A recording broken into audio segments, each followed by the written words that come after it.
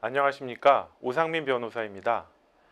저는 2021년 변경되는 부동산 세제에 대해서 설명을 드릴 텐데요. 부동산 세제 중에 취득세와 보유세, 이제 보유세라고 하면 재산세와 종합부동산세를 의미하는데요. 2021년 변경되는 부동산 세제 중에 취득세와 보유세에 대해서 설명을 드리도록 하겠습니다. 그리고 이제 종합부동산세는 이제 발음하기 불편하니까요. 제가 그냥 편안하게 종부세라고 얘기하기도 하고요. 재산세와 종부세를 합해서 그냥 보유. 왜냐하면 부동산을 보유함으로 인하여 발생하는 세금이기 때문에 보유세라고 합니다. 이게 뭐 법률적인 명칭은 아닌데요. 그냥 또 보유세라고 하면 재산세와 종부세를 통칭해 가지고 말하는구나, 이렇게 이해하시면 될 겁니다.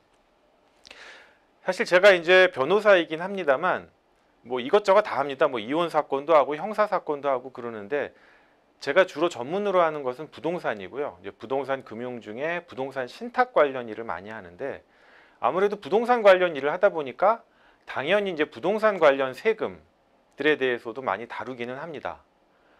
그런데 정말 부동산 관련해 가지고요, 세금이 너무 자주 바뀌니까 저 같은 전문가들도 헷갈립니다. 매번 제도가 바뀌고 하다 보니까 이번엔 또 어떻게 바뀌었지? 또 뭐가 어떻게 달라지지? 이러다 보니까 저 같은 전문가들도 헷갈리는데, 사실 일반인들 같으신 경우에는 정말 헷갈리실 거예요. 그리고 심지어는 요즘 지금 강의가 아닌 이제 다음번 강의 시간에 할 양도세 관련해서는요, 양포세라고 하는 말이 나올 정도로 지금 양도세는 너무 복잡하게 바뀌어가지고요, 뭐 하나 정신이 없을 지경입니다. 양포세가 무슨 말이냐면, 원래 이제 세금을 전문으로 하시는 분들이 이제 세무사님들이신데, 양도세를 포기한 세무사 그래가지고 세무사님들이 양도세는 안 하겠다는 거예요. 뭐 어느 정도냐면, 양도세 상담을 한다거나 양도세 신고할 때 사실 뭐 많이 받아야 30만 원, 50만 원 정도 받는데, 상담을 잘못해줘가지고 가산세를 물게 되면 의뢰인들이 아니, 세무사 너 전문가인데 전문가가 이걸 제대로 계산을 못했단 말이야 해가지고 손해배상 선고 소송을 하세요. 그러니까 아예 양도세 관련해서는 그냥 세무 상담을 안 하시려고 그래요. 그러니까 저도 세무 관련해 가지고 상담을 요청하시면 잘 안 하려고 하고, 그 다음에 잘 모르는 부분에 대해서는 더 확인하고 알아봐 드리겠다고 만약 말씀드리기도 합니다. 그럴 정도로 세금 부분이 지금 복잡하고 다양하게 바뀌었는데요. 또 이제 상담을 하시는 분들 중에는 본인은 본인들 사정을 잘 아니까 머릿속에 다 있으시니까 세무사나 변호사한테 그냥 적당히 얘기해 주시는 거예요. 본인은 머릿속에 다 있으시니까. 근데 상담을 하는 입장에서는 하나하나 다 체크를 해봐야 되는데, 그냥 두리뭉실 얘기해 주신다거나 하다 보니까 서로 그냥 이해하는 게 다른 거예요. 그러니까 의뢰하신 분은 나는 분명히 A라고 얘기했고 A라고 이해했는데 라고 주장하시고, 상담을 하시는 전문가분들은 나는 B라고 듣고 B라고 이해했는데, 그러니까 전혀 다른 결과가 나와서 그거에 따른 분쟁도 요즘 많이 발생하고 있습니다. 그래서 저도 부동산 관련 법률을 하면서 세금에 대해서는 상당히 조심스럽게 접근하고 있고요. 잘 모르면 더 알아봐 드리고 말씀드리겠다라거나, 저보다 또 전문적으로 하시는 이제 세무사님들이라든지 또는 뭐 공인회계사님들 통해 가지고 두 번, 세 번 크로스 체크를 한 다음에 말씀드립니다. 그럴 정도로 지금 세금이 너무 많이 복잡해요. 그러니까 그런 점을 염두에 두시고 한번 본 강의를 한번 들어보시기 바랍니다.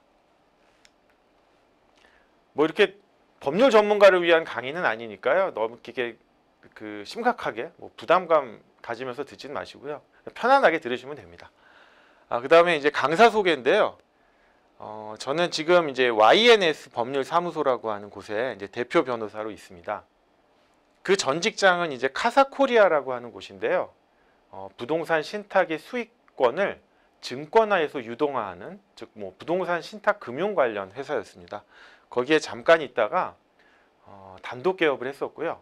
단독 개업한 지 한 몇 개월 안 된 다음에 제가 하는 업무가 세무랑 회계 쪽하고 많이 연결이 돼 있어서 세무 회계 업무랑 협업을 할 수 있는 그런 법률사무소 쪽으로 옮기게 되었습니다. 그리고 그전에는 이제 하나금융그룹이죠. 이제 여러분들은 이제 하나은행으로 많이 아실 텐데요. 하나금융그룹의 계열사인 하나자산신탁에 이제 감사팀장으로도 있었고 사내 변호사로도 있었습니다. 한 10년 정도 있었고요.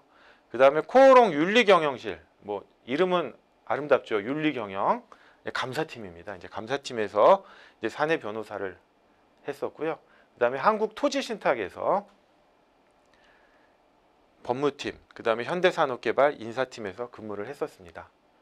지금은 YNS 법률사무소 대표 변호사로 일을 하면서요.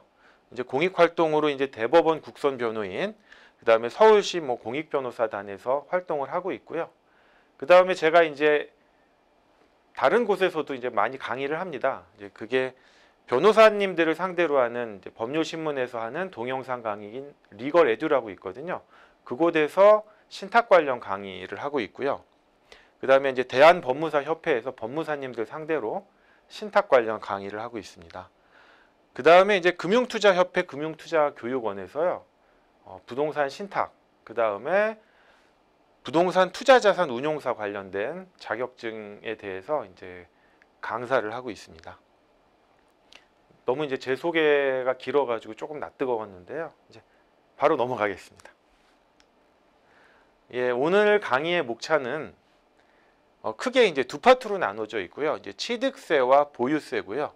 보유세는 다시 재산세와 종합부동산세로 나누어서 강의를 하도록 하겠습니다. 뭐 50분짜리 강의다 보니까 뭐 짧게 핵심만 이제 말씀드리도록 하겠습니다. 취득세 같은 경우에는요, 사실 2021년에 변경된 건 아니고요. 2020년 8월 11일부터 시행이 돼서 실질적으로 적용은 2021년부터 이제 적용된다고 보시면 됩니다. 아직 뭐 2021년에 취득세가 변경된 것은 없고요. 뭐 2021년 또는 뭐 2분기, 3분기, 4분기에 이제 변경될 가능성도 있지만 아직은 변경될 예정은 없고요. 그래서 취득세는 2020년 8월 11일부터 시행되는 변경된 취득세에 대해서 설명을 드리고, 보유세에 대해서는 2021년부터 변경이 되기 때문에 그 부분에 한해서 설명을 드리도록 하겠습니다. 그리고 재산세랑 종부세가 이제 보유세라는 항목으로 묶여 있기는 한데요. 이게 법령을 따지고 들어가 보면 재산세는 지방세법에 근거하고 있습니다. 즉 지방세입니다. 지방세. 그런데 종합부동산세는 재산세 납부 의무자를 기준으로 부과가 되는데 세금의 분류를 보면 국세입니다. 국세. 그거를 좀 구분을 하시면 됩니다. 특이해요. 재산세는 지방세, 종합부동산세, 종부세는 국세입니다. 자, 그러면 이제 본 강의를 시작을 하겠는데요. 일단 이제 취득세가 제가 2020년 8월 12일부터 시행된다라고 말씀을 드렸는데요. 이 변경된 취득세 적용 시점에 대해서 한번 말씀을 드리겠습니다. 그 입법 경과 과정인데요. 2020년 7월 10일에 주택시장 안정 보완 대책에 따라 다주택자 및 법인의 주택취득세를 개정을 했습니다. 이게 좋게 말하면 주택시장 안정 보완 대책이고요. 나쁘게 말하면 주택 많이 가진 사람들 세금 많이 부과하겠다. 그 다음에 법인들 같은 경우에 취득세 많이 부과하겠다. 이런 법률입니다. 왜냐하면 저도 이제 부동산 관련 쪽에서 일을 하다 보니까 재테크로 부동산을 많이 관심을 가지고 있어요. 그리고 주변에도 부동산 하시는 분들이 많다 보니까 그분들의 어떤 재테크라든지 절세에 대해서 이야기를 많이 듣거든요. 그러면은 부동산을 조금 하시는 분들이 절세를 하려고요. 법인을 만드세요. 법인을 만들어서 법인으로 주택을 취득하려고 그래요. 왜냐하면 그쪽이 훨씬 세금이 절세가 됩니다. 그러다 보니까 법인은 법인인데 그냥 한 명, 1인 회사 법인인 거예요. 그런 회사를 만들고요. 그런 법인들이 수도권에서 뭐 주택이나 이런 뭐 빌딩 같은 것들을 취득하게 되면 취득세가 중과세 되거든요. 그럼 취득세가 중과세 되는 것을 피하기 위해서 서울에 사무실을 어디에 두느냐? 뭐 가산 디지털 단지, 구로 디지털 단지 이런 쪽에다가 그 법인 소재지가 있으면 취득세 중과세가 배제가 됩니다. 그런 식으로 사무실 하나에 뭐 법인 주소가 여러 개가 있는 거예요. 그런 식으로. 또는 임차해서 거기에 여러 개의 그 1인 회사 법인들이 그냥 책상 하나 갖다 놓고 이렇게 이제 주택을 여러 채를 취득하니까 그 부분을 이 변경된 취득세법이 안 되겠다 싶어가지고 취득세를 보다 중과해야겠다 해가지고 그 부분을 공격하기 위해서 취득세가 개정이 된 겁니다. 그래서 2020년 8월 4일에 지방세법 일부 개정 법률안이 통과됐고요. 취득세법이 아닙니다. 취득세법이. 왜냐하면 취득세는 지방세법의 한 카테고리의 항목으로 돼 있거든요. 그러다 보니까 지방세법 일부 개정 법률안이 통과가 된 거고요. 이 통과된 법률이 2020년 8월 12일부터 이제 시행이 됐습니다. 이제 그러다 보면 법이 이때부터 새로운 법이 시행되면 이런 소급이 된다거나 어떤 시행에 있어서 그런 경과 규정들이 있어요. 왜냐하면 예전 법률에 의해서 어떤 혜택을 받던 사람들, 그 다음에 변경된 이유긴 하지만 이 부동산 취득이라는 게 뭐 하루아침에 되는 게 아니잖아요. 왜냐하면 어떤 시점을 통해서 이루어지는 거거든요. 뭐 매매계약은 이때 체결하지만 뭐 중도금 잔금 내고 등기 치는 시점은 일정 기간 텀으로 이루어진단 말이에요. 그러니까 매매계약은 지방세법이 변경되기 전에 했지만 소유권의 최종 취득, 즉 잔금 납입이라든지 소유권 이전 등기는 법이 개정된 이후에 했을 수도 있거든요. 이제 이런 사람들에 대한 구제를 해줘야 된단 말이에요. 그래가지고 예외가 나온 게 첫 번째 예외가 종전 규정을 적용하는 것들의 두 가지 방법이 있습니다. 즉 2020년 7월 10일에 주택시장 안정 보완 대책이 나왔거든요. 그래서 2020년 7월 10일 이전에 매매계약을 체결하시면 됩니다. 그분들은 소유권 이전 등기를 이 법 시행 이후에 하시더라도 종전법의 규정을 받으세요. 종전법의 규정을 받습니다. 그 다음에 법이 시행된 이후 8월 12일인데요. 8월 12일 이전에 주택을 취득한 경우입니다. 이건 뭐냐? 즉 7월 10일 이후에 매매계약은 체결했어요. 매매계약은 체결했지만 중도금하고 잔금을 내고 소유권 이전 등기를 법 시행 전에 하신 분들이에요. 즉 잔금 지급 또는 소유권 이전 등기 완료 중 빠른 날을 기준으로 8월 12일 이전에 주택을 취득하시게 되면은 종전 규정의 적용을 받게 됩니다. 이 부분 한번 체크하시면 되고요. 그 다음에 두 번째 예외인데요. 2020년 8월 12일 이후, 즉 개정된 지방세법이 시행된 이후에 일시적으로 2주택자인 경우에는 1년에서 3년 이내에 처분 시 종전 규정을 적용한다 이렇게 되어 있습니다. 그러면 일시적 2주택자는 뭐냐? 일시적 2주택자는 지방세법 시행령 제28조의 5에서 규정하고 있습니다. 뭐 여기 파워포인트에서는 제가 그냥 간략히 써드렸는데요. 그냥 조금 더 법령을 보시면 좀 더 자세하게 되어 있습니다. 즉 이사, 학업, 취업, 뭐 직장 이전 및 이와 유사한 사유로 일시적으로 2주택자가 되신 분들인데요. 이런 분들의 경우 왜 연도도 1에서 3년 이렇게 레인지로 뒀느냐? 요게 이제 조정지역이냐 아니냐에 따라서 또 차이가 있으세요. 원래 정확한 명칭은 조정대상지역이거든요. 조정대상지역. 그런데 그냥 조정지역이라고 통칭을 하도록 하겠습니다. 제가 조정지역 간에 취득을 했습니다. 즉 종전 아파트도 조정지역에 있었고 신규 아파트도 조정지역에 있으면요. 조정지역 간 취득은 종전주택을 1년 이내에 처분하셔야 돼요. 1년 이내에. 그러면 종전규정에 적용을 받습니다.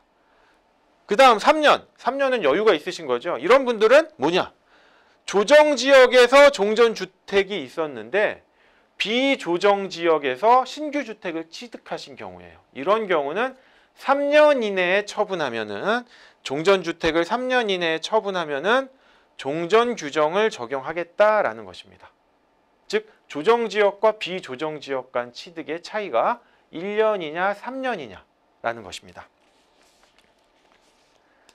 뭐 요즘 뭐 부동산 관련해서 용어들이 막 정신없이 쏟아지죠. 뭐 복잡합니다. 뭐 조정 대상 지역, 뭐 투기 과열 지구, 투기 지구, 뭐 LTV, DTI 정신이 없으세요. 예, 정신이 없으신데 제가 이렇게 뭐 좀 낯뜨거운 얘기지만 얼굴은 동안인 것 같아도 사실은 좀 나이가 있습니다. 나이가 한 75년생인데 결혼을 조금 늦게 했습니다. 제가 결혼을 조금 이제 결혼한 지는 5년째 되네요. 5년 정도 되고 6년인가요?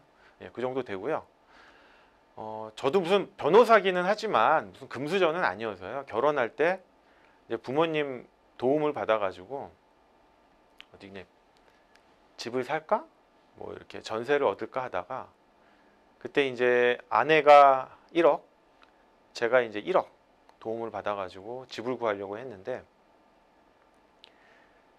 그때 이제 서울에 뭐 변두리입니다. 변두리인데 20년 된 아파트고요. 20년 넘었고요. 그 당시에 3억 5천을 하는 아파트였어요. 매매가가 3억 5천이고 26평짜리인데 저는 그 당시에 이제 나름 부동산 전문가라고 집값이 떨어질 것 같아.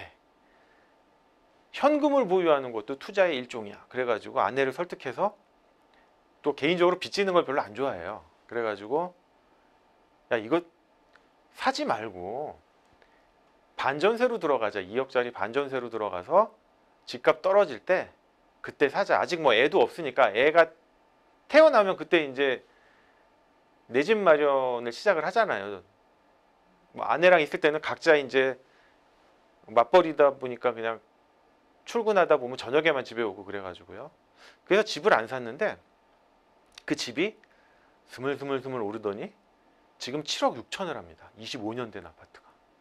네, 그래가지고 아내가 저를 이제 무시하죠. 부동산 전문가 맞냐? 그리고 장인 어른도 제가 처갓집을 가면 집장만은 언제 할래? 막 이런 식으로 저를 스트레스를 주세요. 그러니까 저도 이렇게 부동산이 오를 줄 몰랐어요. 몰라가지고 작년에 급하게 거의 뭐 영끌이라고 하죠. 영끌. 거의 반이 대출인 것 같아요. 대출을 해서 해가지고 집을 사긴 했는데 뭐 샀다기보다 약간 분양권인데요. 그 대출을 받긴 했는데 마음이 안심이 되는 거예요. 왜냐하면 지금 이제 애가 태어나고 이러니까 내 집을 갖게 됐다라는 거랑 아무리 그지 같아도 내 집이니까 애착이 가거든요. 뭐 한 번 닦고 두 번 닦고 수리해서 더 깨끗이 쓰려고 하고. 그래서 이게 대한민국에서 이 내 집이 갖는 거는요.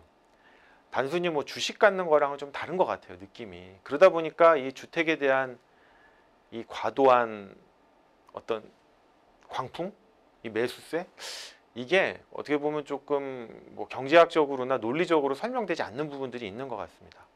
지금은 솔직히 뭐 집값이 올랐다기보다는 그러니까 집이 있으니까 안심이 돼요. 아직 뭐 이사 가려면 내년쯤에 이사를 가는데 뭔가 안심이 됩니다. 제가 뭐 조금 다른 얘기를 좀 했습니다.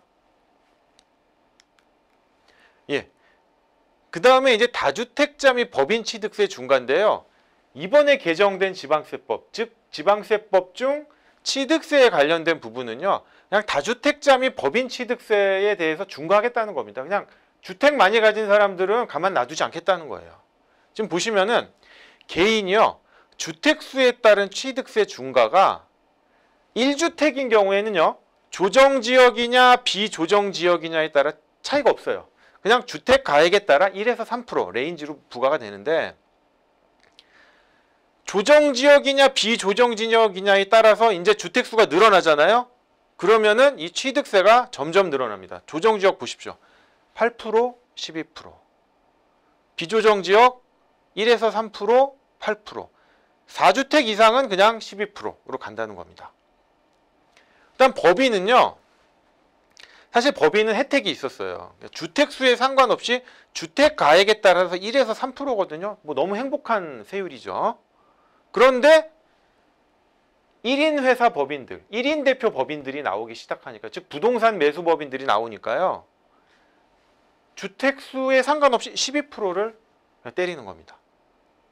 그러니까 법인으로 취득할 생각하지 말아라 라는 겁니다. 그러면 요 조정지역, 제가 이제 원칙에 원칙적인 말은 이제 조정 대상 지역인데, 이제 조정 지역이라고 제가 말씀드린다고 했는데, 이제 조정 대상 지역이란 주택법 제 63조의 2에 근거해서 뭐 국토교통부 장관이 시행 규칙으로 지정하는 지역으로서 뭐 어째 이렇게 된다. 이게 뭐 복잡합니다. 요거는 간단하게 쓴 거고요. 더 자세히 말씀드리면요. 이 조정 대상 지역의 정의도 매번 바뀌어요. 옛날하고 또 바뀌고, 지금 최근에는요. 자, 한번 말씀드려 볼게요. 그냥 이거는 구두로만 말씀드리겠습니다. 최근 3개월간 집값 상승률이 시도 소비자 물가 상승률의 1.3배 이상인 지역으로서 셋 중에 하나의 요건을 충족을 해야 됩니다. 최근 2개월 청약 경쟁률이 5대1을 초과하거나 최근 3개월간 분양권 전매 거래량이 전년 대비 30% 이상 증가하거나 시도별 주택 보급률 또는 지가 주택 비율이 전국 평균 이하인 경우, 이렇게 하나를 충족하면요. 국토교통부가 주거정책심의위원회를 열어서 조정 대상 지역, 조정 지역을 지정을 하는 겁니다. 그러니까 이것도 매번 확인하셔야 돼요. 조정 지역이냐 아니냐. 이런 것도 좀 확인을 하셔야 되고요. 또 투기 과열 지역, 뭐 투기 지역, 투기 지구 이렇게 또 나눠져 있습니다. 참 복잡해요. 자, 그럼 아까 개인의 경우 조정지역, 비조정지역에서 주택수에 따라 취득세가 이렇게 중과된다고 하는데 이걸 조금 자세히 설명드릴게요. 요 표는 앞에 있었던 표입니다. 요 표는 앞에 있었던 표인데, 그러면 6억 원 초과 9억 원 이하의 취득세율은 어떻게 산정되느냐? 즉 아까 여기 1에서 3%짜리 레인지로 있는 것들은요. 주택가액, 즉 취득가액이 6억 원 이하이면 세율이 1%입니다. 그 다음에 6억 원 초과 9억 원 이하일 경우에는요. 요 계산 산식이 있어요. 요 산식에 따라서 1.01%에서 2.99%가 되고요.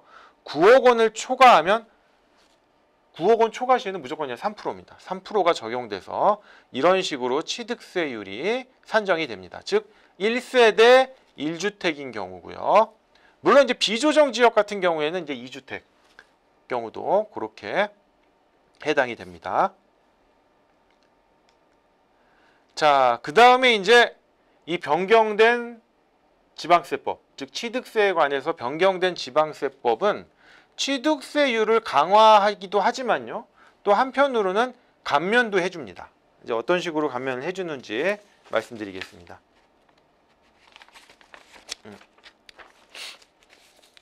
일단 증여할 경우에요. 취득세율을 강화해요. 즉 팔으라 이거예요. 예, 솔직히 말씀드리면 팔아라. 너희들 집안 내에서 아파트가 자꾸 거래가 증여를 통해서 거래돼서 아파트의 대물림, 부의 대물림이 일어나지 않도록 해라 이거거든요. 그래서 현행은 증여할 경우 취득세율이 3.5%입니다. 그런데 바뀌었어요. 조정지역 내에서 3억 원을 넘으면 3억 원 이상이면 12%로 훌쩍 넘어버려요. 훌쩍 넘어버리고 그 외 지역, 즉 뭐 비조정지역이거나 조정지역 내 3억 원 미만인 경우는 종전과 동일하게 3.5%입니다. 3.5%.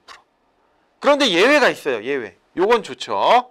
1세대 1주택자여야 됩니다. 증여를 해주는 사람이 1세대 1주택자로서 배우자나 직계 비속에게 증여할 경우 조정지역 여부를 불문하고, 즉 조정지역 내 3억 원 이상인지 여부를 불문하고 3.5%로 해주겠다는 거예요. 요 예외 규정이 있어요. 즉 뭐다? 1세대 1주택자인 경우입니다. 1세대 2주택자 증여해봤자 안 되죠. 3.5% 안 됩니다. 그거는 아파트의 대물림, 부의 대물림이라고 보는 거예요. 1세대 1주택자만 되는 겁니다. 자, 그 다음 생애 최초 주택 취득 시 취득세 감면인데요. 감면은요 까다로워요. 그냥 복잡해요. 뭔가 이게 과세 당국에서 이게 어떻게 보면 깎아주는 거는 선처를 해주는 거잖아요. 근데 요건이 까다롭습니다. 아주. 그리고 설령 감면을 받아도 일정 경과 기간 동안에 그 감면 요건을 유지하지 않으면 다시 또 추징을 합니다. 이게 참 까다로워요. 감면은. 보시면 취득 당시 가액이 1.5억 원 이하인 경우는 100% 감면. 취득 당시 가액이 1.5억 원을 초과하면 50% 감면입니다. 근데 그 요건을 보시면요. 세대주 및 세대원이 주택을 소유한 사실이 없고 세대주 및 세대원의 합산 소득이 7천만 원 이하이며 취득 당시 가액이 3억 원, 수도권은 이제 4억 원이고요. 이하이고 거주할 목적으로요. 주택을 유상 거래하셔야 됩니다. 부담부 증여하시면 안 돼요. 사실 저도 증여 같은 거 절세할 때 부담부 증여로 설계를 많이 해드리는데 부담부 증여는 제외됩니다. 유상 거래로 안 봅니다. 근데 이렇게 취득세 감면을 받았어요. 받았는데 요 아래 요건을 계속 갖추셔야 돼요. 뭐냐? 주택 취득일로부터 3개월 이내에 상시 거주를 해야 됩니다. 그리고 주택 취득일로부터 3개월 이내에 1가구 1주택을 유지하지 못하거나 해당 주택에 상시 거주 기간이 3년 미만인 경우에는 감면이 취소됩니다. 다시 부과가 돼요. 예, 그런 점이 있습니다. 자, 그 다음 또 물어보시는 분들이 있어요. 요게요, 혹시 지분이나 부속 토지만 증여로 취득한 경우에도 해당이 되나요? 라고 했을 때 그렇습니다. 그런 경우에는요, 전체 주택의 공시가격을 기준으로 요 3억 원 이상인지 아니지 여부를 판단해서 요 세율을 적용하게 되어 있습니다. 즉 지분이나 부속 토지를 증여할 경우에도 전체 주택의 공시가격을 기준으로 취득세율이 적용된다는 점 유의하시면 됩니다. 자, 그 다음 또 여러분들 복잡한 게 주택수 산정이에요. 왜냐하면 이게 청약할 때 주택수, 뭐 취득세 할 때의 주택수, 뭐 다른 세금에서 종합부동산세 주택수가 기준이 다 틀려요. 예. 근데 왜 이렇게 복잡하게 만들까? 사실 제가 이제 감사팀장을 하다 보면 국세청이라든지 이런 성남시청 같은 지방자치단체에서 국세 같은 거 감사, 지방세 감사가 나와요. 와서 대응을 하다 보면은 똑똑하세요. 뭐 세무만 하시는 분들인데 뭐 전문가죠. 전문가인데 왜 이렇게 법률이나 법령을 보면 복잡할까? 그분들이 멍청해서가 아니라 여러분들이 똑똑해서인 것 같아요. 그러니까 그 법률을 아무리 치밀하게 만들어도 어떻게 또 이 빈틈을 찾아내서 뭐 탈법은 아니죠. 적법인 거죠. 또 이 절세를 하고 그러면 국세청이나 그런 공공기관에서 또 그거를 억제하는 법을 만들고 그럼 또 거기서 또 뭔가 우회로를 찾아내고 이제 그런 싸움인 것 같아요.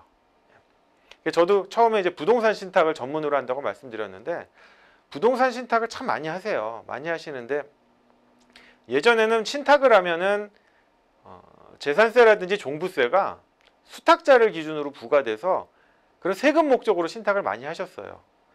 그런데 국세청이나 이런 지방자치단체에서 약간 신탁이 원래의 목적과 다르게 그 세금 절세가 아니라 다른 목적으로 신탁을 많이 하시거든요. 어떤 상속 분쟁, 가업 승계 이런 목적으로 많이 하시는데 단순히 재산세랑 종부세를 절감하시겠다라는 목적만으로 신탁을 하시는 분들이 있어서 법이 바뀌어 버렸잖아요. 신탁을 하더라도 재산세랑 종부세에 있어서는 위탁자를 기준으로 한다 그래가지고 꼭 이렇게 뭔가 보완하는 입법들이 옵니다. 그럼 본론으로 돌아가서 이제 취득세와 관련해서 주택수 산정의 문제인데요. 부부가 공동 소유하면 1주택인 경우 그냥 세대가 하나의 주택을 소유한 것으로 봅니다. 그런데 그 주택을 동일 세대와 아닌 자가 소유한 경우 뭐 지분으로 소유했다 하더라도 동일 세대가 아니면요. 각각 1주택으로 봅니다. 그 다음 이제 상속주택인데요. 상속주택의 경우에는 주택수에 포함되진 않고요. 다만 상속 개시일로부터 5년 이내에 한정이 됩니다. 그 다음 여러분 분양권, 뭐 입주권 이런 것들은 주택수에 포함되는데 법 시행 이후 신규로 취득한 것부터 적용이 됩니다. 그 다음 주거용 오피스텔. 주거용 오피스텔도 주택수에 포함이 됩니다. 참 이 오피스텔이요. 법적인 용어는 아니에요. 법적인 용어는 아니고 오피스텔은 사실 건축법에 적용을 받지 주택법에 적용을 받는 상품은 아닌데 오피스텔을 업무용 시설이 아닌 주거용 시설로 쓰시는 분들이 있거든요. 이제 그런 경우에 주택으로 보겠다는 겁니다. 즉 주거용 오피스텔의 경우 주택수에 포함을 하고요. 법 시행 이후 신규 취득분부터 적용이 됩니다. 근데 다행히 오피스텔 분양권은 주택수에 포함하진 않고요. 그 대신 건축물 대장 용도의 업무시설로 되어 있기 때문에 취득세율은 업무시설로 봐서 4%가 적용이 됩니다. 요 아래에는요, 이제 상속주택의 경우 조금 좀 구체화해서 제가 설명을 드렸는데, 이제 상속주택의 경우 상속 개시일로부터 5년이 지나면 상속 지분이 가장 큰 상속인의 주택으로 판단을 합니다. 그런데 상속 지분이 가장 큰 상속인이 2인 이상이면 거주하는 사람과 최연장자 순으로 판단을 해서 그 사람의 주택으로 판단을 한다는 것입니다. 그 다음에 두 번째, 농어촌 주택, 공공임대주택, 사원주택, 가정어린이집, 노인복지주택, 문화재 등록주택은 취득세 중과세율 합산에서 제외됩니다. 이거는 이름만 들어도 뭔가 공적인 것 같잖아요. 그러니까 당연히 취득세 중과세율에서 합산을 배제한다는 것입니다. 자, 그 다음에 또 복잡한 게 이제 1세대의 범위세요. 이것도 또 많이 물어보세요. 왜냐하면 이게 양도세와 관련해가지고 또 절세를 할 수 있는 하나의 포인트인데요. 저는 일단 취득세에서만 한정해서 설명을 드리도록 하겠습니다. 이제 1세대의 범위는 원칙적으로 세대별 주민등록표에 함께 기재된 가족이에요. 그런데 배우자와 미혼인 30세 미만의 자녀는 세대를 분리해서 거주해도 1세대로 간주를 합니다. 1세대로. 그러면 세대 분리를 해가지고 별도의 세대로 보는 경우는 무엇이냐? 왜냐하면 그 사람이 주택을 취득하면 그 사람 기준으로 1세대 1주택이거든요. 그렇기 때문에 그럼 별도의 세대를 보는 경우는 뭐냐면 30세 미만의 미혼 자녀가 분가를 한 경우예요. 그런데 단순히 분가를 하는 건 아니고 소득이 있어야 돼요. 근데 그 소득의 기준이 뭐냐? 국민기초생활보장법에 따른 기준 중위소득의 40% 이상인 경우, 말이 되게 어려워요. 뭐냐? 월 소득이 175만 원 이상인 경우예요. 즉 이런 사람은 나이는 어리고 미만이지만 독자적으로 따로 살만하고 따로 살 경제적 능력이 돼. 즉 세금을 회피하기 위해서 그냥 혼자 살, 경제적으로 독립되지도 않았는데 그냥 분리되어 있는 게 아니야 라고 보는 겁니다. 아니야 라고 보는 거예요. 그런데 이걸 또 물어보시는 분들이 있어요. 근데 30세 미만 미혼자녀인데요. 미성년자도 이 기준에 해당되면 됩니까? 요즘 미성년자들 중에 돈 잘 버시는 분들도 있어요. 드물긴 하지만 뭐 유튜브 하시는 분들, 크리에이티브인가요? 그런 분들 많이 보세요. 그런데 미성년자는 안 돼요. 미성년자인데 미혼자녀가 분가했고 요 조건을 충족했다 하더라도 미성년자는 안 됩니다. 그거 하나 주의하시면 되고요. 그 다음에 요 아래에 있는 세 분들 있죠. 30세 이상 자녀, 혼인한 자녀, 중위소득 40% 이상 30세 미만 자녀. 요 경우에는요. 원칙적으로 세대 분리를 통해서 세대주가 될 수 있는 분들이에요. 즉 30세 이상의 자녀거나 또는 혼인한 자녀거나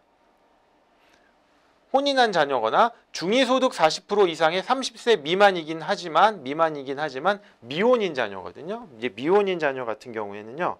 세대 분리를 통해서 세대주가 될 수 있습니다. 세대주가 될 수 있는데 이런 분들이 65세 이상 직계존속과 동거를 하는 거죠. 왜? 봉양하기 위해서. 이런 경우에는 그냥 별도의 세대로 봐주겠다라고 해가지고 어떻게 보면 혜택을 주는 겁니다. 그럼 이렇게 세대 분리를 하는 장점이 뭘까요? 세대 분리를 하는 장점이 조정지역에서 1순위 청약이 가능하고요. 1세대 1주택인 경우에는 양도세가 또 비과가 되고 또 양도세 중과가 배제가 돼요. 그러니까 세대 분리를 통해서 내가 아파트가 2개가 있는데 자식이 이런 요건들에 해당이 돼요. 세대 분리를 할 수 있는 사람이에요. 그러면 세대 분리해서 그 아들이 하나를 갖고 저도 하나를 갖고 그러면 1세대 1주택, 1세대 1주택이거든요. 이제 그렇게 만들려는 거예요. 그러니까 세대 분리를 합법적인 경우에만 인정을 해주겠다라는 겁니다. 자, 그 다음에요. 이제 취득세에 대한 강의는 여기까지 마치기로 하고요. 예, 그 다음에 이제 재산세와 종합부동산세, 즉 보유세에 대해서 설명을 드리도록 하겠습니다. 예, 이 재산세는 제가 처음에 설명드렸지만 재산세는 지방세법에서 규정돼 있어요. 즉 지방세법에 취득세도 있지만 재산세도 규정이 있고요. 지방세법에는 각 세금에 대한 항목들이 있어요. 뭐 재산세, 취득세 이런 것들이 있고요. 종합부동산세는요. 종합부동산세법에서 규정을 하고 있습니다. 지방세법은 지방세고 종합부동산세법은 국세입니다. 즉 재산세는 지방세, 종합부동산세, 종부세는 국세입니다. 즉 과세 기준일을 보면요. 종합부동산세의 과세 기준일은 지방세법 제114조에 따른 재산세의 과세 기준일로 한다. 그래서 종부세는 국세지만 재산세 기준을 다 차용을 해요. 다 적용을 합니다. 또 보시면 납세 의무자 한번 보시겠어요? 과세 기준일 현재 주택분 재산세의 납세 의무자는 종합부동산세를 납부할 의무가 있다 그래가지고 주택분 재산세의 납세 의무자가 종합부동산세를 납부를 하는 거예요.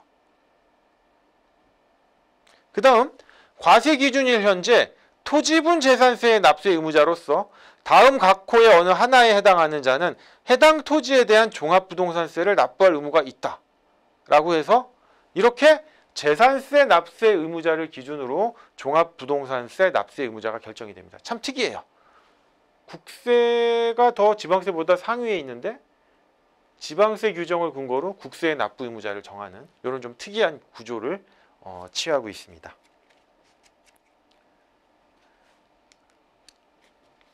자, 그 다음 페이지 보시면요. 2021년부터 보유세, 즉 재산세랑 종부세가 변경됐다라고 하는데 뭐 중과하려고 변경한 거예요. 즉 중과하려고 변경한 거고 특히 다주택자인 경우 세율을 높이려고 중과하려고 변경을 한 건데 좋은 점도 있어요. 세율이 인하된 것도 있어요. 즉 1세대 1주택자 하나만 가지라는 겁니다. 하나 갖는 사람은 오히려 세율을 인하해 줬어요. 이런 부분은 참 좋은 거죠. 보시면은 공시가격이 6억 원 이하이고 1세대 1주택인 경우에는 재산세 세율을 인하를 해줬습니다. 그런데 여러분 서울이라든지 수도권에서 살고 싶으신데 서울을 거의 대부분 하고요. 수도권도 좀 나름 좋은 곳은요. 입지가 좋은 곳은 지금 아파트 같은 경우 6억 원이 넘습니다. 지금. 예. 저도 이해가 안 돼요. 어떻게 이렇게 지금 살고 있는 아파트 반전세 아파트인데 7억 6천이거든요. 매매가가. 호가가 아니라 매매가가 그래요. 실거래가가. 그런데 제가 봐도요. 25년 돼서요. 너무 낡았어요. 뭐 지금 이 겨울에 되게 추웠잖아요. 스팀도 잘 안 들어와요. 스팀도 잘 안 들어오고 우풍도 심하고 현관문도 오래돼서 약간 떠가지고 그 틈으로 찬바람이 들어와서 막 문풍지 같은 거 발라놓고 창문마다 제가 그 뽁뽁이 있잖아요. 뽁뽁이도 발라서 단열을 한단 말이에요. 그 정도예요.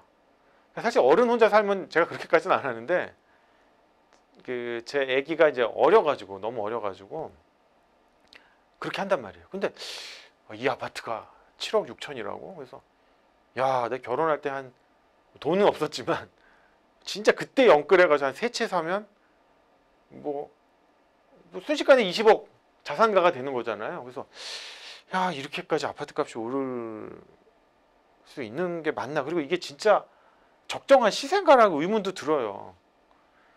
그런데 일단 내 집 마련을 하고 싶은 게 꿈이잖아요. 솔직히 뭐 빌라 살고 싶으신 분들은 없잖아요. 가급적이면 빌라보다는 아파트를 살고 싶어 하시고 아파트를 살면은 가급적인 뭐 교육이라든지 환경이라든지 입지가 좋은 곳으로 가고 싶어 하시고, 사실 그렇게 할 수밖에 없는 게 뭐 제 얘기는 아니고 어떤 유명한 교수님이 그러시더라고요. 공공 부분에서 그런 것들을 해결이 되면 어디에 살든 상관이 없다. 근데 공공 부분에서 해결이 안 되니까 아파트 단지, 커뮤니티 내에서 뭐 거기서 어떤 뭐 체육시설, 문화시설, 거기에 어떤 조경도 꾸며놓고 하다 보니까 그 단지 안에 사람들만 똘똘 뭉치는 거죠. 이제 그러다 보니까 내가 그 아파트에 들어가고 안 들어가고가 큰 차이가 생기는 거예요. 괜히 조금 전에 딴 얘기를 했는데요. 하여간 이번에 바뀐 재산세법 중에서 좋은 점도 있어요. 재산세 세율이 인하됐는데 공시가격이 6억 원 이하고 1세대 1주택인 경우 주택분 재산세 세율이 3년간 과표 구간별 0.05%포인트, 0.05%포인트 인하가 됩니다. 즉 1억 원 이하는 최대 3만 원이고요. 1에서 2.5억 원 이하는 3에서 7.5만 원 정도 인하됩니다. 예, 근데 뭐 큰 의미가 없어요. 이렇게 내리긴 하는데 기분은 좋은데, 예, 그 다음에 2.5에서 5억 원 이하는 7.5에서 15만 원 정도, 그 다음에 5억 원에서 6억 원 그 사이는요 15에서 18만 원 정도 감면될 것으로 예상이 됩니다. 이제 감면율은 최대 50%에서 최소 22.2%로 공시가격 1억 원 이하 주택은 50%의 감면 혜택을 받을 수 있으며, 초과 누진과세의 특성상 주택 가격이 높을수록 감면율은 좀 낮아지긴 합니다. 금액은 커지는데 아무래도 주택 자체는 비싸니까. 근데 감면 비율 자체는 낮아져요. 그런 점은 있습니다. 예, 다음 페이지 보시면요, 이제 종합부동산세가 변경이 됐는데요. 2021년 6월 1일부터 종합부동산세가 인상이 됩니다. 이게 이제 적용 시점인데요. 개인 같은 경우에는요, 이제 종전보다 적게는 2배, 많게는 3배까지 인상이 됩니다. 그 다음에 법인 같은 경우에는요, 6억 원 기본공제 적용이 배제가 돼요. 여기 조금 제가 이제 잘못 썼는데 적용된다는 게 아니라 기본공제 적용이 배제가 됩니다. 여기 보시면 이제 배제된다고 썼는데 뭐 엄청난 거죠. 근데 이제 이런 분도 있어요. 뭐 그래서 세금이 올라봤자 아파트 값이 더 오르니까, 오르는 폭이 더 크니까 나는 상관없다, 뭐 버티겠다, 이런 분들도 있으세요. 제가 상담을 하다 보면. 자, 이제 종전 보시면은요, 1주택자와 2주택자, 그 다음에 3주택 이상자, 이거 개인인 경우고요. 그 다음에 이제 법인인 경우인데, 보십시오. 개정된 걸 보시면 1주택자는요 그렇게 크게 변경이 안 돼요. 그 다음에 이제 2주택자부터 거의 더블에 가깝습니다. 근데 이제 2주택자는요 조정지역 내에 2주택이어야 돼요. 뭐 두 개가 다 조정지역이 아니거나 하나만 조정지역이고 하나는 조정지역이 아니거나 그런 게 아니고 두 개가 다 조정지역 내에 주택일 경우에 이렇게 된다는 거고요. 3주택 이상자는 그런 거 상관없습니다. 그냥 조정지역이든 조정지역이 아니든 상관없이 이렇게 또 거의 2배 이상 되고요. 법인 보십시오. 엄청 낮았어요. 법인이 진짜 엄청 낮았어요. 이거 부동산 매수법인, 1인 회사, 1인 대표 법인 잡으려고 하는 거예요. 3에서 6%고요. 6억 원 공제가 그냥 배제가 됩니다. 기본 공제가 배제가 돼버렸어요.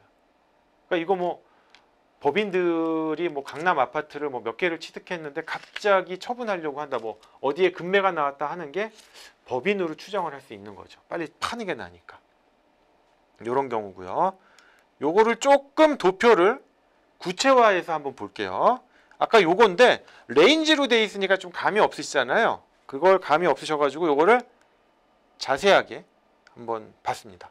자, 일반인 경우 3주택하고 조정지역 2주택인데 한번 보십시오.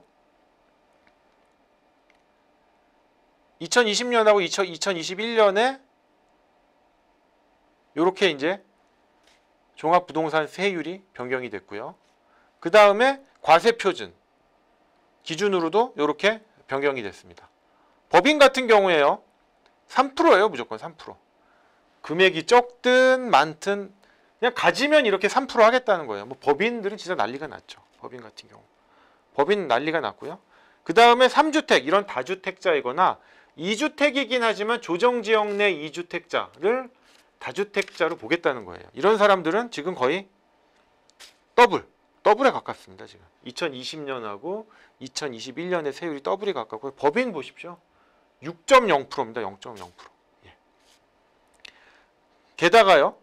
세부담 상한이라는 그 조건들이 있었어요. 갑자기 세금이 오르면 부담스러우니까 아무리 세율이 올라가지고 세부담이 늘어나도 상한선은 여기까지야 라고 캡을 씌웠는데 개인 같은 경우에요. 조정지역 2주택자의 경우에는 세부담 상한이 200%에서 300% 인상이 됐습니다. 1주택자는 150%고요. 3주택자는 300%고요. 법인 같은 경우에는요. 세부담 상한이 아예 폐지됐어요. 그냥 다 내라는 거예요. 너희들은 용서치 않겠다 이겁니다. 예. 즉 종합부동산세의 가표 기준인 공정시장가액 비율이 또 2020년에는 90%에서 2021년에는 95%로 인상이 됩니다. 즉 세율도 오르고 과표 기준도 오르고 다 오릅니다. 지금 2022년에는 지금 100%가 예상이 돼 있어요. 세율만 오른 게 아니라 과표 기준도 올라 버리니까 세금이 점점 불어나는 거죠. 눈덩이 같이. 이런 문제가 있다는 점 확인하시면 될 거고요. 네, 그 다음은 이제 마지막 페이지인데요. 그 종합부동산세가 이게 나쁘게만 변경된 거는 아니에요. 나쁘게만 변경된 거는 아니고 고령자라든지 장기 보유하시는 분들에 대해서는 이렇게 좀 혜택을 주셔가지고 나는 나이 들어서 뭐 이제 월급도 없고 뭐 받는 연금도 적고 그냥 어디 집 한 채만 있는 건데 이렇게 세금을 때리면 되느냐라고 불평불만하시는 분들이 있잖아요. 근데 그런 분들을 구제해주기 위해서 이런 고령자 공제라든지 그 다음에 주택을 오래 보유하신 분들 이런 분들 같은 경우에 이제 장기 보유 공제율이 적용이 되는데 공제 한도도 늘어났어요. 2020년에는 70%에서 올해는 이제 80%까지 늘어났는데요. 이제 자세한 사항을 이제 살펴보시면 1세대 1주택 보유 고령자 세액 공제율이 구간별로 10%포인트 상향을 했고요. 합산 공제율의 한도도 70%에서 80%로 상향이 됐습니다. 예. 뭐 좋은 거죠.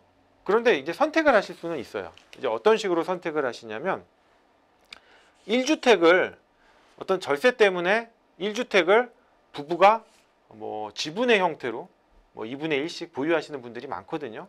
고령자 분들 중에서는요. 이런 분들 같은 경우에요. 1주택을 공동명의로 보유한 부부의 경우에는 첫 번째 이제 각각 그 지분을 하나씩 주택으로 보니까 각각 6억 원씩 12억 원의 공제를 받으시는 방법이 하나 있고요. 단독 명의로 바꿔놓는 거예요. 다시 그 지분을 옮겨 놓으시는 거예요. 그래서 한 분의 명의로 바꿔놓으시면은 단독 명의로는 9억 원까지 기본 공제가 가능하거든요. 그 다음에 이 고령자나 장기 보유 공제율 중에 하나를 선택하셔야 돼요. 고령자 공제율이나 장기 보유 공제율 중에 하나의 공제를 선택해서 받으셔가지고 즉 아까 그 1번하고 2번 중에서 비교를 해보셔가지고 어느 게 자기한테 유리한지 그런 거를 좀 판단을 해보셔야 됩니다. 그리고 종부세 산정 전에 이렇게 이제 명의를 변경할 경우 즉 아까 2번으로 하셔가지고 부부 중에 한 분이 단독 명의로 바꾸겠다라고 하는 그런 명의 변경은요. 그러한 명의 변경 신청은 매년 이제 9월 16일부터 30일까지 가능합니다. 그래서 이 두 가지를 한번 고민을 해보셔가지고요. 어떤 게 본인한테 유리하신지 따져보신 후에 이렇게 공제를 받으시면 될 것 같습니다. 예, 이상으로 2021년 변경되는 취득세와 보유세에 대한 강의를 마치도록 하겠습니다. 감사합니다.